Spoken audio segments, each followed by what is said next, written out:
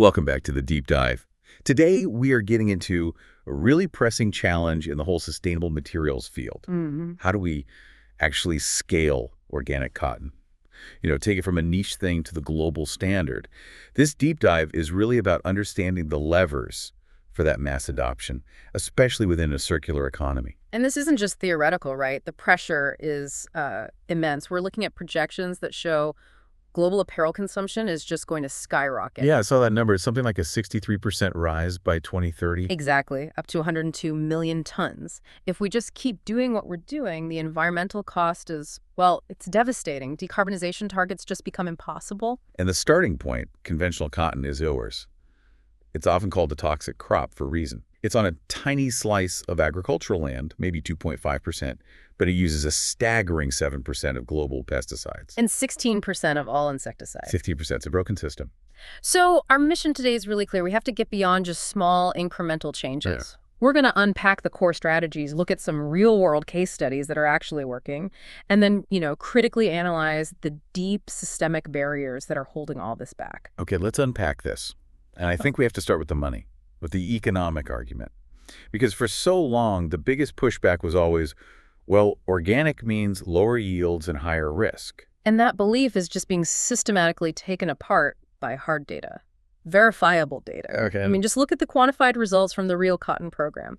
They do third-party verified comparisons between these farmers and conventional control groups. So what were the headline numbers? What did they find?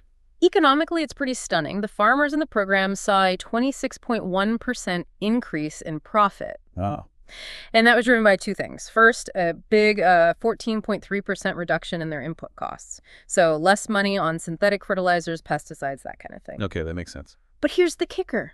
They completely busted that low yield myth. They actually reported a 6.1% increase in yield compared to the control group. A yield increase, that's a huge data point. So we're talking about optimizing the system, not, making a compromise. Exactly. But if profit is up that much, why is organic cotton still such a tiny piece of the market? What are we missing here between these successful pilots and global scale? That's the million-dollar question, and we'll get into those barriers later. But these early wins prove it's possible. Yeah. You see this resilience even more clearly in, say, organic conversion models.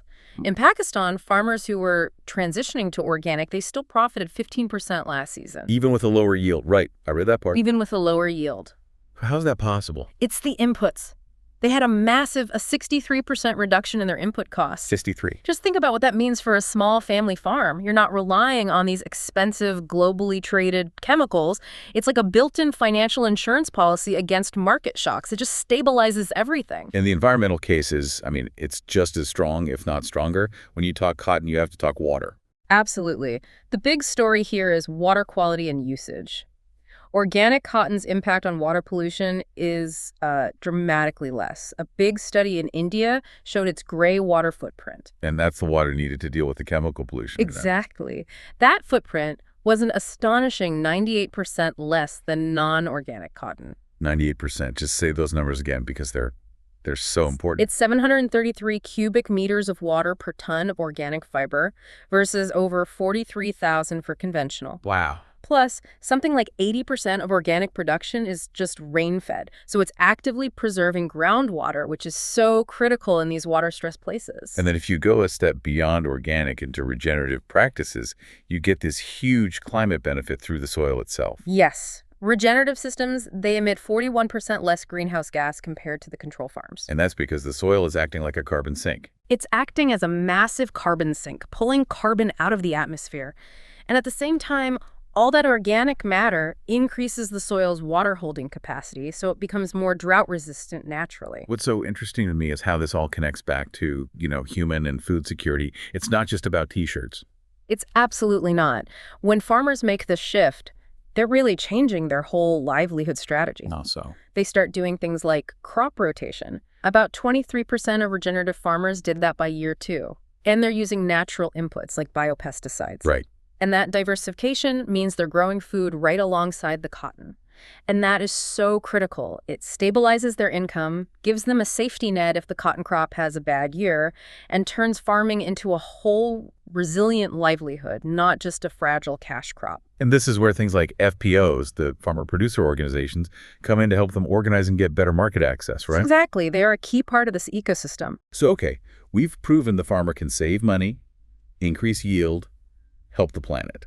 But that still leaves the biggest question. How do you get this knowledge, this behavioral change, to millions of small farmers all over the world and fast? Yeah. It's all about scaling the expertise. It is all about shifting behavior, and some of the local stories really show the power of that knowledge transfer. Yeah. Take the case of Lu Lanhuan in Hebei province, China. She was, the classic high-input farmer, using these heavy doses of pesticide cocktails, compound fertilizers, and it was just eating into her profits. And what was the intervention there? What changed? After some training and technical guidance, the shift was, well, it was dramatic. She cut her chemical fertilizer use by 40%. 40%. Down from 450 kilos per acre to 270. And instead of the chemicals, she started using nature, planting flowering plants to attract beneficial insects, using physical traps for pests. And what did that do to her bottom line? That ecological thinking led to a huge 20% yield increase, from 1,500 kilos an acre to over 1,800. It's just amazing, that cultural shift you need to make, to move from the quick chemical fix to, nurturing a whole ecosystem. And we're seeing this incredible social momentum in India, especially with empowering women to be the leaders of this change. Here's where it gets really interesting. When you see how that knowledge just explodes beyond a single training session. Oh, the pilot in Gujarat, India is a fantastic blueprint for this. They trained 42 women to become climate change ambassadors. Okay. But the program was designed to go viral. Each of those women then went on to train 30 other farmers. You get this cascade effect. A huge cascade. They reached over 1,200 women really quickly with this critical climate-smart knowledge. Can you give us a specific example? Like, what's a practical skill one of these ambassadors would teach? Yeah, Nitaben Vijayapayatadavi is a perfect example. She learned to produce her own homemade natural inputs, things like Jivamrit and vermicompost. So she's not buying inputs anymore. She doesn't have to buy them. Then she planted border fruit crops, which adds biodiversity and gives her another source of income. And she was expecting her cotton production to jump from 700 kilos an acre to 9,000. It shows how that ecological wisdom translates directly into financial security. So how are organizations actually managing this explosion of knowledge? You can't just use a traditional classroom model to reach that kind of scale. You absolutely can't. Organizations like the Organic Cotton Accelerator, or OCA, they rely on learning by seeing. They support over 440 demonstration farms across India and Pakistan. So farmers can just see it for themselves. Literally, they can see the regenerative practices working right next to a conventional plot before they commit their own land and resources. It just de-risks the whole process of adoption. And technology must play a huge role in speeding up the feedback. A massive role. The sources showed that in one program, 70% of the farmers had smartphones. That's a huge enabler. It is. It led to pretty quick adoption of a digital learning app. About 21% of farmers were using it. And it became this real-time platform for sharing information and troubleshooting. Farmers could snap a picture of a pest outbreak and get immediate advice from an agronomist. So that's how you close the gap between the lab and the field in real time across vast distances. Exactly.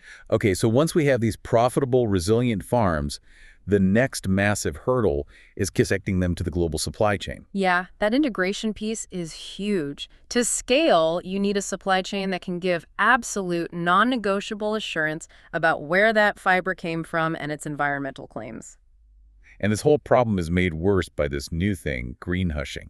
Companies got so burned by accusations of greenwashing that now they're just afraid to say anything at all about their sustainability work. And greenhushing is a disaster for scaling. It stops the legitimate success stories from ever reaching the market. So the solution has to be ironclad data. Verifiable scientific impact data, especially now with all the new corporate due diligence regulations popping up everywhere. So how are the leading groups providing that kind of assurance? Well, Cotton Connect, for example, has traced almost 200,000 metric tons of cotton using their digital software, TraceBale.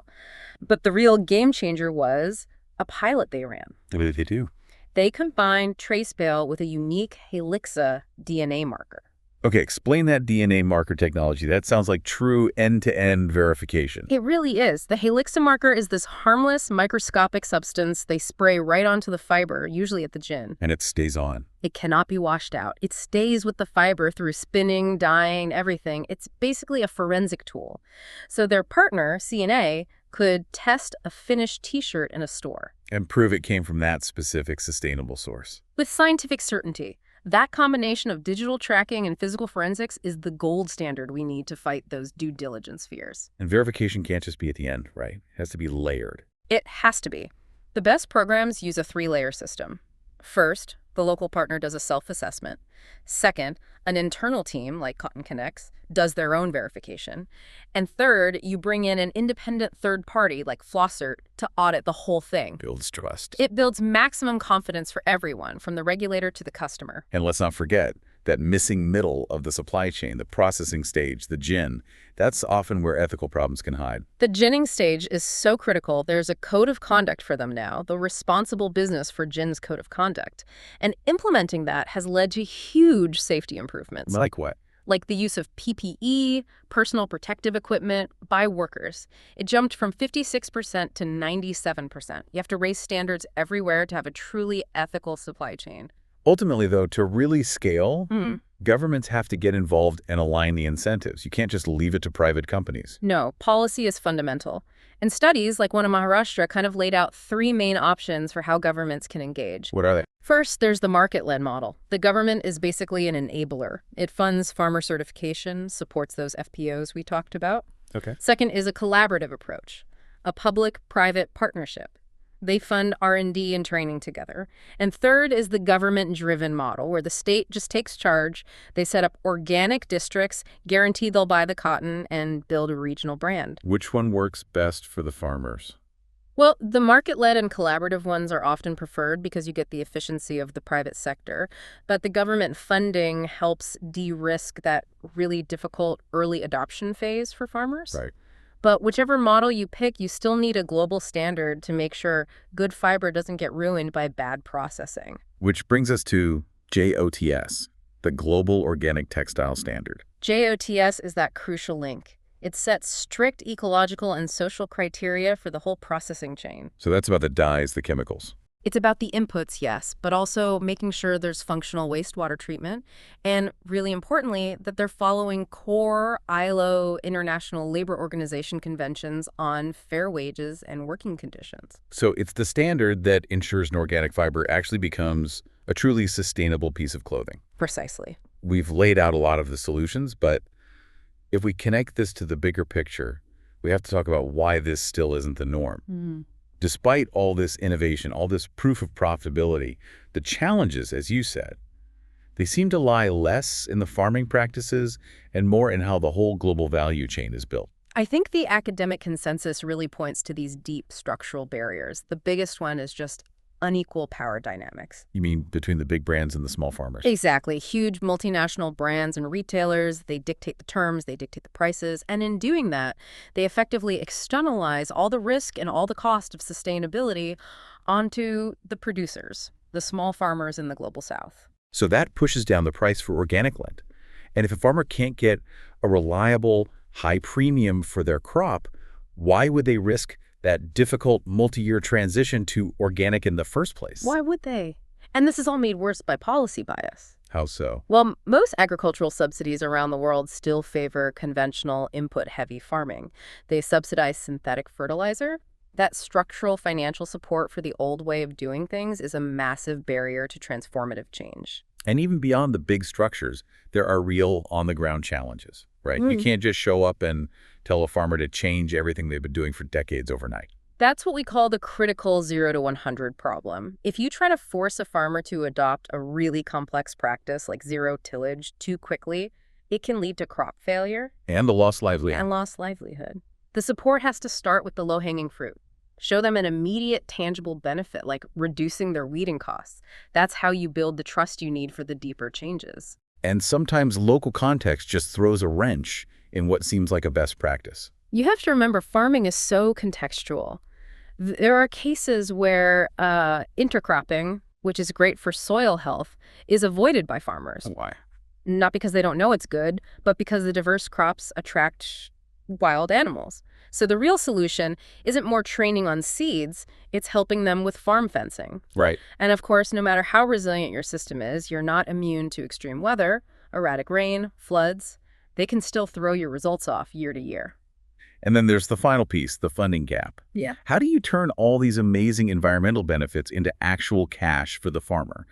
I'm thinking specifically about carbon. Yeah, monetizing carbon for smallholders is the holy grail, and we are not there yet. But people are measuring it, right? Yeah. With things like the Cool Farm tool. Oh, the measurement work is intense and ongoing, but the financial mechanism is broken.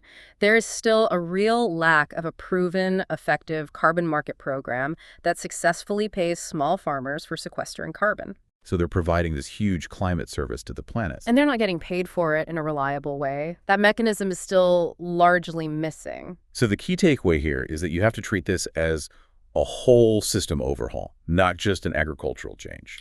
It has to be systemic. It needs policy shifts, new financial tools, and real investment in verification and farmer capacity. It has to go way beyond just a few short-term grants. We've certainly covered the incredible complexity, but also the massive opportunity here. We've seen the key pieces for successful scaling. That ironclad data from DNA markers and trace bale, the viral power of farmer empowerment like the women climate change ambassadors, and the importance of standards like GOTS. And local case studies show that incredible profit and resilience are absolutely possible. They show that when small farmers get organized and get connected to finance, they become these unstoppable economic engines. Like the examples in Mali and Sri Lanka. Exactly. In Mali, you had cotton co-ops leveraging microfinance funds at 4 times the guarantee value. In Sri Lanka, farmers got access to formal banking for the very first time.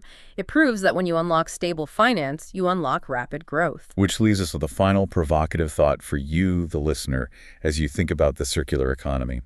We have these successful localized models for scaling resilience, profit, and finance. The question is, how quickly can these successes be codified, legislated, and made mandatory worldwide before climate change accelerates the risk curve for these critical smallholder communities beyond the point of adaptation?